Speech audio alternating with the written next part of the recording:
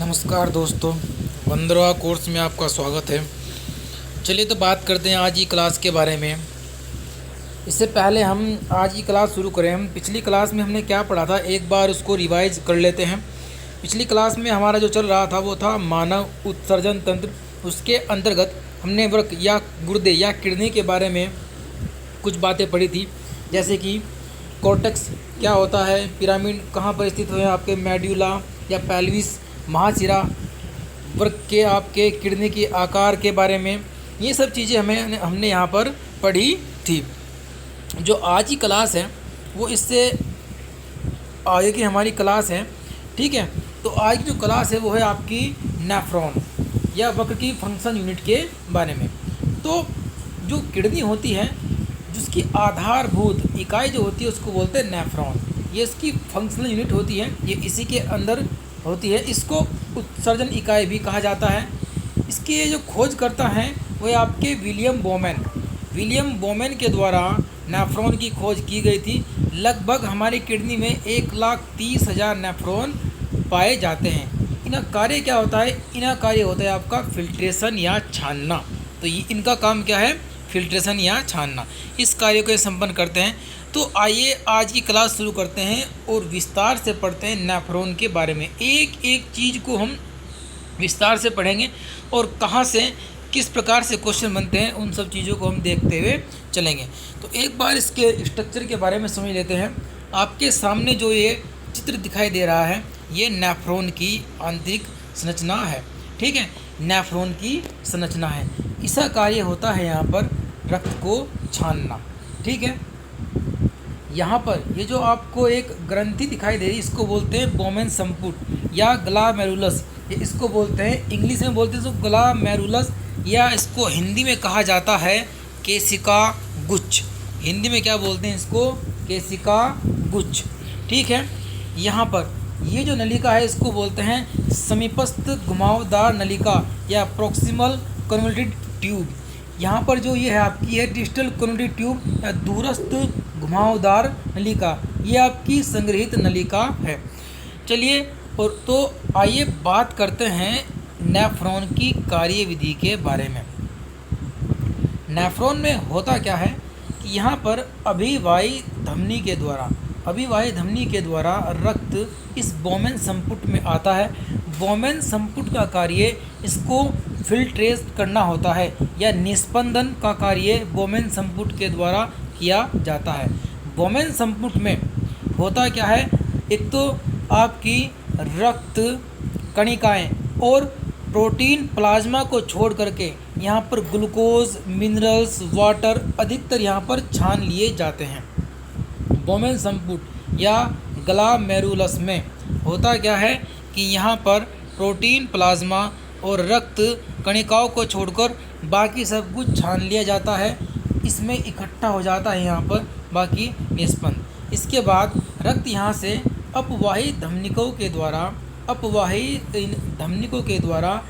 इन धमनिकों से यहाँ पर कुंडलित है, इनसे बहता हुआ आगे की ओर बढ़ता है। जैसे ही यहाँ समीपस्थ घुमावदार नलिका के पास पहुँचता है, जो इससे एक्स्ट्रा जो अधिकतर इससे चीज़ें बाहर निकाल दी गई थी तो उनका पुनरावशोषण होता है, रीएब्जॉर्प्शन होता है। किनके द्वारा? समीपस्थ घुमावदार नलिका के द्वारा।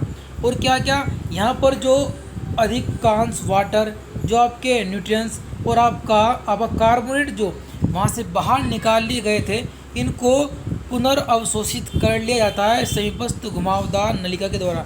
लगभग 75% जल यहाँ पर समीपस्थ घुमावदार नलिका या पीसीटी के द्वारा एब्जॉर्ब कर लिया जाता है। यदि यहाँ पर स्रावण होता है, बाहर निकलता है H+ आयन। याद रखिएगा कि जो निस्पंदना कार्य होता है वो बोमेन संपुट या ग्लामेरुलस के द्वारा, केशिका गुच्छ के द्वारा होता है।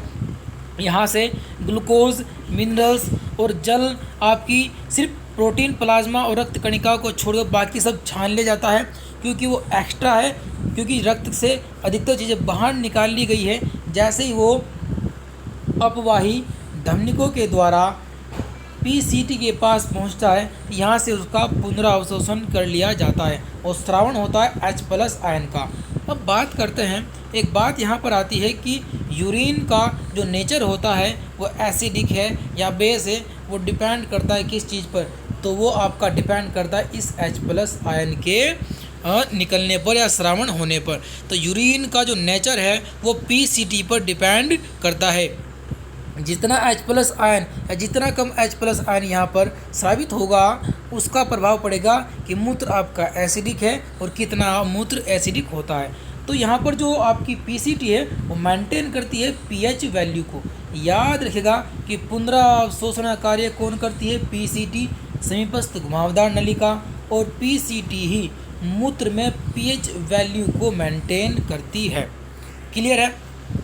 चलिए, इसके बाद यहाँ से आगे चलता है, यहाँ से पुनरावशोषण के बाद इन नलिकाओं के द्वारा जब आगे चलता है तो यहाँ पर इस एरिया को बोलते हैं, यहाँ पर जो आपकी स्ट्रक्चर्स को बोलते हैं हेनरी लूप के द्वारा।